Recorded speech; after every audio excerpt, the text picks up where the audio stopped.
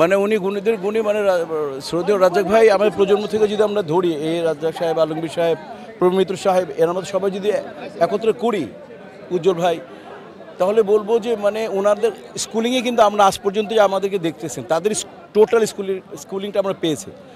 এবং আমি খালি একটা কথা বলবো যে উনি মানে ওনার কাছ থেকে উনি একটা ইউনিভার্সিটি ছিলেন, মানে ওনার ব্যক্তিত্ব, ওনার কথা বলার স্টাইল, ওনার ধৈর্যশীলতা, ওনার সামাজিকতা, তারপরে ওনার ধীর স্থির, এবং ন্যাশনাল হকি টিমের প্লেয়ার ছিলেন, এবং উনি জীবনে একটাই ন্যাশনাল অ্যাওয়ার্ড পেয়েছেন।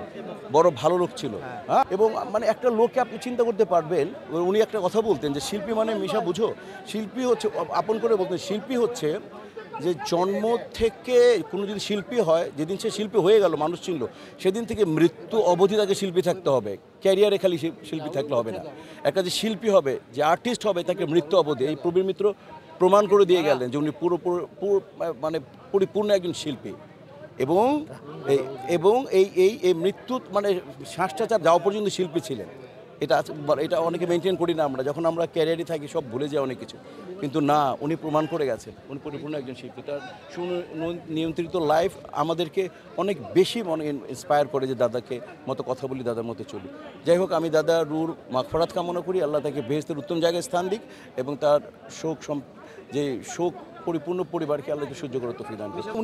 উনি বিবাহ বন্ধনের আবদ্ধের সূত্রে উনি দারুণ, আমি বলেছি যে উনি লায়লা মজনু, আমরা এটা মিথ, এটা গল্প, কিন্তু উনি রিয়েলি ওই যে মজনু ছিলেন। উনি প্রেম করে বিয়ে করেছেন অনেক দিন, এবং প্রেমকে উনি স্বীকৃতি দিয়ে গেছেন, এবং ছেলে মেয়েদেরকে ওইভাবে তার শিক্ষায় দীক্ষায় দীক্ষিত করেছেন। এবং উনি ভাবি অসুস্থ ছিল, উনি যে কী পরিমাণে দেশ বিদেশে ট্রাই করেছেন বলে বোঝাতে পারবো না। মানে তো উনি পরিপূর্ণ একজন মুসলমান, তার পুরো পরিবার পরিপূর্ণ মুসলমান, এবং সেই ইসলামের যে আমাদের যে সিস্টেম, সেই সিস্টেমেই তার এই যে দেখছেন তো আপনি নামাজে যে হলো, তারপরে এরপরে আবার চ্যানেল যাচ্ছে, এবং তারপরে আজিমপুরে কবরস্থানে তার দাফন করা হচ্ছে বিয়ের সময়, বিবাহ বন্ধন। এবং ওনার নাম কিন্তু প্রবীণ মিত্র, ওর নাম হচ্ছে, যখন তার নামটা হয় এফিডেভিট করে মোহাম্মদ হাসান ইমাম। তো আমরা যদি ভুলটা যাতে না করি, ঠিক আছে, দোয়া করবেন। উপস্থিতি নিয়ে সবাই বলছে কেউ আসে না, না, মানে এটা আসলে হয় কি, দেখেন, এটা আমি বললে, আমি এখন শিল্পী সমিতির আমি একজন কর্তা, আমি যদি বলি সবাই বলবে যে মিশা এটা বলছে, মানে আমি হতাশ, সেটা বলতে পারি।